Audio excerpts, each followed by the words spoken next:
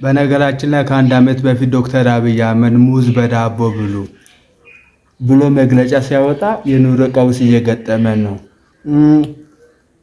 የኑሮ ውድነት በጣም ከባድ ደረጃ ላይ ደርሷል። ስለዚህ ይህንን የኑሮ ውድነትን ለመቋቋም ሙዝ በዳቦ ብሉ ብቻ ብሎ ሳይሆን መግለጫ ያወጣው ሀገራችን በብዙ ጤናማ ምግብ እንድትሞላ ሌላም ደግሞ ሰዎች በጤናቸው የተሻሉ ሰዎች እንዲሆኑም ጭምር ነው መግለጫ ያወጣው።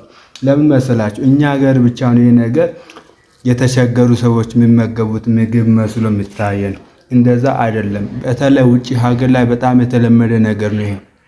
እኛ ሀገር ምናልባት ዝቅተኛ ኑሮ ደረጃ ላይ የሚገኙ ሰዎች የሚጠቀሙት ምግብ መስሎ ብታየን እንኳን ውጪ ሀገር በጣም ትልልቅ ሰዎች በጣም የተሻለ ገቢ ያላቸው ሰዎች የሚጠቀሙት ትልቅ ለህይወታችን ለጤናችን ጠቃሚ የሆነ ምግብ ነው ሙዝ በዳቦ። ስለዚህ ይህንን ምግብ እኛም ተስማምተን እየተጠቀምን ነው እና በበኩሌ ብዙ ሰዎችም እንዲጠቀሙ ደግሞ ጥሬን አቀርባለሁ። ስለዚህ ምን ለማለት ፈለኩኝ? ይህንን ባህላዊ ምግባችን አድርገን በየቀኑ ብንጠቀም አሪፍ ነው ባይ ነኝ። ለጤናችን አሪፍ ነው፣ ለኑሮችን አሪፍ ነው።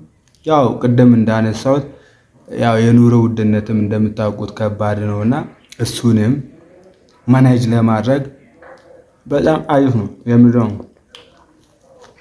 ስለዚህ እንጠቀሙ ሙዝ በዳቦ የሚለው ነው።